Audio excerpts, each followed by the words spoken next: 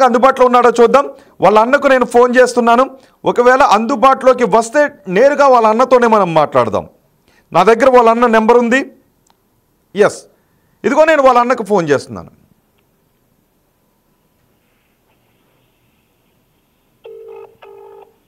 Yes, ring అవుతుంది. Yes, ring అవుతుంది. Hello hello, Surendra గారండి? అవును, ఎవరు? సురేంద్ర గారు, నేను బిగ్ టీవీ నుంచి కాల్ చేస్తున్నానండి. చెప్పండి. లైవ్లో మాట్లాడుతున్నారు మీరు. ఓకే సార్, చెప్పండి సార్. సురేంద్ర గారు, నిజానికి మీ చెల్లి మరణంలో మీరు ఎంత బాధలో ఉంటారో తెలుసు, వాళ్ళ కుటుంబ సభ్యులుగా, వాళ్ళ పెదనాన్న కుమారుడుగా. కానీ కొన్ని అనుమానాలు మీ వైపు వస్తూ ఉన్నాయి. ఎందుకు, అసలు ఏం జరిగింది? సార్, నేను ఆల్రెడీ వాళ్ళకి చెప్పాను సార్. మీకు ఆల్రెడీ ప్రెస్ మీట్ కూడా నేను ఇచ్చాను. నాకు తెలుస్తూనే అక్కడ మా ప్రెస్ వాళ్ళు వచ్చినా నేను ఇచ్చాను సార్. నా మీద అనుమానాలు ఉన్నట్టయితే నేను ప్రతిదానికి మీకు సహకరిస్తాను. అవును, నా ఫోన్ కూడా అదే సార్. మీకు ఏ విధంగా నా మీద అనుమానం ఉందో ఆ అనుమానం చెప్తే నేను చెప్తాను సార్. ఓకేనా? అసలు ఏం జరిగిందండి? ఫస్ట్ కాలేజ్ ఎన్ని గంటలకు వెళ్ళింది తను ఇంటి దగ్గర నుంచి? సార్, మన కాలేజ్ వచ్చేసి 7:45 ఆ టైంలో వెళ్ళిపోయింది సార్. అంటే మా ఎంతండి? 7:45. అవును సార్. ఆ టైంలో వయసు అన్ని అమ్మాయి వాళ్ళు ప్రొద్దుటూరులో సార్, మా పిన్ని వాళ్ళు. ఓకే. అంటే ఆ అమ్మాయి స్టడీస్ కోసమే అక్కడ వెళ్ళున్నారు. సో వెళ్ళున్నారు. తర్వాత 7:45 అంటే రోజు డైలీ మా తమ్ముడు డ్రాప్ చేస్తాడు, ఇంటి దగ్గర ఉంటాడు. మా తమ్ముడు బీటెక్ అయిపోయింది. ఓకే, మీ తమ్ముడు అంటే ఆ అమ్మాయి వాళ్ళ అన్న? అన్న. సో ఆ రోజు ఏమైందంటే మా తమ్ముడు కాలేజ్ సర్టిఫికేట్స్, అతను బీటెక్ అయిపోయింది, సర్టిఫికేట్స్ కోసం చెన్నై వెళ్ళాడు. చెన్నై వెళ్ళంటే ఈ అమ్మాయి అంటే అదే అమ్మాయి ముందుగానే ప్లాన్ చేసుకుంటుందంట. అది మనకు తెలియదు సార్. అంటే గండికోటకి వెళ్ళాలనేసి కాదు. ఓకే, 7:45కి అమ్మాయి కాలేజీకి వెళ్ళింది. సో మీరు అమ్మాయి కాలేజీకి వెళ్ళిపోయిందని అనుకుని ఉండాలి కదా. మరి మీకు డౌట్ ఎక్కడ వచ్చింది? కాలేజ్ నుంచి మీకు ఫోన్ వచ్చిందా? అవును సార్. యాక్చువల్గా మా పిన్ని ఊరికి వచ్చేసింది, డాకర కట్టాలనేసి మా విలేజ్ కి వచ్చింది. ఓకే, ఇది హనుమాన్ గుర్తి ఏదో ఉంది. హనుమాన్ గుర్తికి. ఓకే. అవును సార్, హనుమాన్ గుర్తికి వచ్చింది సార్. హనుమాన్ గుర్తికి వచ్చిన తర్వాత మా బాబాయ్కి వీళ్ళు కాల్ చేస్తున్నారు సార్ కాలేజ్ నుంచి. ఎన్ని గంటలకి? మీ అమ్మాయి 9:35 ఆ టైంలో చేస్తున్నారు సార్. 9:35. ఓకే. ఆ టైంలో చేస్తున్నారు. వాళ్ళు మా బాబాయ్ ఏమని చేశాడంటే వెంటనే మా పిన్నికి కాల్ చేశాడు. ఇట్లా అమ్మాయి కాలేజీకి రాలేదంట, చూడు అనేసి. అంటే నేను మా పిన్ని ఆల్రెడీ మా విలేజ్ కి వచ్చింది, నేను ఉన్నాను అన్నమాట విలేజ్ లోనే.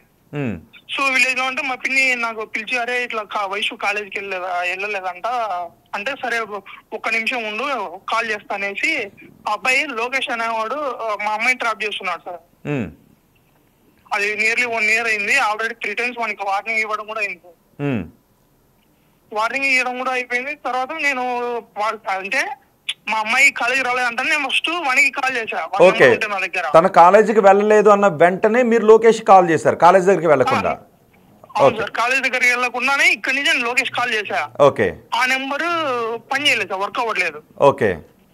వర్క్ అవ్వకుండా అంటే నేను అంటే ఇప్పుడు మా అమ్మాయిని ఇలా చేస్తున్నాడు అనేసి ఆల్రెడీ వాళ్ళ మామ మధ్యలో ఉన్నాడు సార్. అంటే ఏమైనా చేయాలంటే నేను వాళ్ళ మామకు చెప్తా, వీడు ఏమైనా చేశాడంటే మా చెల్లెల తరపున. ఓకేనా? సో అలా అనేసి నేను వెంటనే వాళ్ళ మామకు కాల్ చేశా. వాళ్ళ మామకు కాల్ చేస్తే మా వాడు ఐటీ కాలేజ్ ఫీజు కట్టును పోయాడు, లేడు కడపకి వెళ్ళాడు అని చెప్పాడు నాకు సార్. ఓకే. కడపకి వెళ్ళాడంటానే సర్లేనేసి నేను కామ్ అయిపోయాను సార్. తర్వాత నేను ఓకే నాకు ఒకసారి వాడి నెంబర్ పెట్టనేసి మళ్ళీ కాల్ చేస్తున్నాను సార్ వానికి. అంటే అతని నెంబరు లోకేష్ నెంబర్ కోసం నేను మళ్ళీ కాల్ చేశాను వాళ్ళ బావకి. ఓకే. వాడికి కాల్ చేస్తున్నా ఏం చేస్తాడని నాకు బిజీ వస్తుంది వాళ్ళ బావది అదే అతన్ని. ఓకే. బిజీ వస్తుంటే ఇంకా నాకు ఇన్ఫర్మేషన్ అర్థమైంది. అంటే వీడు వాడికి కాల్ చేశాడు, ఇంకా ఇన్ఫర్మేషన్ ఇచ్చున్నాడు, ఇలా సురేంద్రకి ఈ అమ్మాయి కాలేజీకి పోలేదు, సో నీ మీద అనుమానం ఉంది అనేసి ఇతను చెప్పేశాడు సార్. చెప్తూనే బిజీ వస్తుంది సరే అనేసి ఇంకా నేను కాల్ కట్ చేసి ఎంతసేపు ఎత్తలేదు సార్, లిఫ్ట్ చేయలేదు. సో నేను మా పిన్ని కాలేజ్ దగ్గరికి వెళ్ళాం సార్. వెంటనే కాలేజ్ దగ్గరికి వెళ్ళారా? వెళ్ళిపోయాం సార్, కాలేజ్ దగ్గరికి వెళ్ళాం. ఈ అమ్మాయి దగ్గర, మీ చెల్లెల దగ్గర ఫోన్ లేదా? ఫోన్ లేదు సార్, ఇంటర్మీడియట్ కదా. ఓకే. ఓకే. సో కాలేజ్ దగ్గరికి వెళ్ళేసి వాళ్ళ సార్ ఉన్నారు సార్. వాళ్ళ సార్ వాళ్ళు ఉంటే అక్కడ నేను వెళ్ళేసరికి వాళ్ళ first year second Telugu students అందరినీ బయట పెట్టి వాళ్ళకి బుక్స్ డిస్ట్రిబ్యూట్ చేస్తున్నాడు. నేను మా పిన్ని వెళ్ళేసి నిలబడ్డాము. నిలబడితే వాళ్ళు ఏం రెస్పాండ్ ఇవ్వలేదు సార్. బుక్స్ డిస్ట్రిబ్యూట్ చేస్తుందంటే నేను కోపం వచ్చి ఏంటి మేము ఎందుకు వచ్చాము, మీరు ఏం చేస్తున్నారు అంటే, సార్ ఒక్క నిమిషం సార్ అనేది పిల్లలందరినీ పంపించేసి చెప్పండి సార్ అంటే, ఇలా మీరు వయసు మిస్ అయిన కాలేజీ రావాలని చేస్తున్నారు, పాటు ఉదయం వచ్చింది సార్ అంటే, లేదు మేడం రాలేదు, మేము పిల్లల్ని కనుక్కుంటే గండికోటకి వెళ్తా అని చెప్పిందంట అన్నాను. మీ కాలేజ్ దగ్గరికి వెళ్ళిన తర్వాత తెలిసింది వీళ్ళు గండికోటకి వెళ్తారంట అనే విషయం. గండికోట అని పిల్లలకు చెప్పింది, అదే వాళ్ళ ఫ్రెండ్స్ చెప్పింది అనేసి మా ప్రిన్సిపల్ సార్ అయిపోయినాడు. వాళ్ళ ప్రిన్సిపల్ అక్కడ లోపల ఉండేది. చెప్పిన తర్వాత నేను మా అన్నకు కాల్ చేశాను సార్. వెంటనే మా అన్న అక్కడే వర్క్ చేస్తుంటాడు ప్రొద్దుటూరులోనే. సో మా అన్నని పిలిచాను. మా అన్న కాలేజ్ దగ్గరకు వచ్చాడు. కాలేజ్ దగ్గరకు వస్తూనే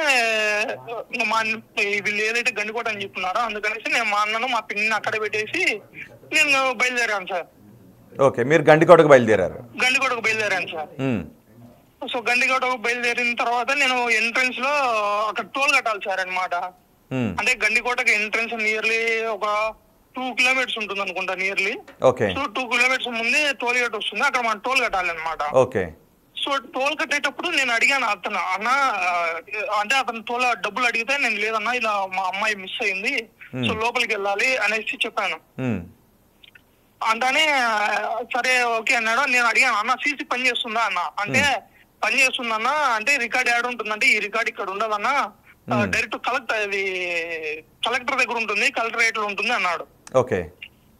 అనేసి నేను లోపలికి వెళ్ళాను సార్. నేను గండికోట లోపలికి వెళ్ళాను. ఎవరు మీరు ఒక్కరే వెళ్ళారా, మీతో ఇంకెవరైనా వచ్చారా?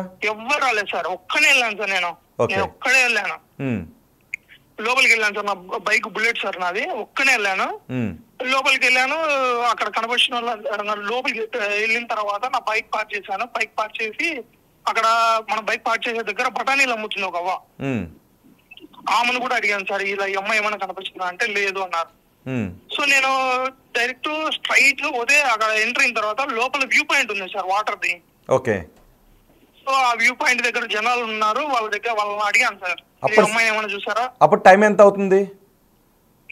నేను లోపలికి ఎంటర్ అయినప్పుడు 1 ఉంటుంది సార్. నేను అక్కడ లోపలికి వెళ్ళేసరికి 1 ఉంటుంది మధ్యాహ్నం. అవును సార్. లోపలికి కనిపించిన వాళ్ళందరినీ అడిగాను సార్, మీకు ఈ అమ్మాయి తెలుసా, ఈ అమ్మాయి తెలుసా, చూసారా ఎక్కడన్నా అంటే లేదన్నా చూడలేదన్నారు సార్. తర్వాత ఇప్పుడు ఈ అమ్మాయిది అక్కడ టెంపుల్ ఉంది సార్, అది విఘ్నేశ్వర టెంపుల్ ఏదో తెలియదు, రంగనాథ స్వామి టెంపుల్. ఆ టెంపుల్ లోపల నుంచి బయటకు వస్తున్నారు 2 కప్పులు. వచ్చేటప్పుడు నేను వాళ్ళని అడిగాను, అన్న ఈ అమ్మాయి ఏమన్నా చూసారా అన్న ఇక్కడ అంటే, లేదు బాబు చూడలేదన్నారు.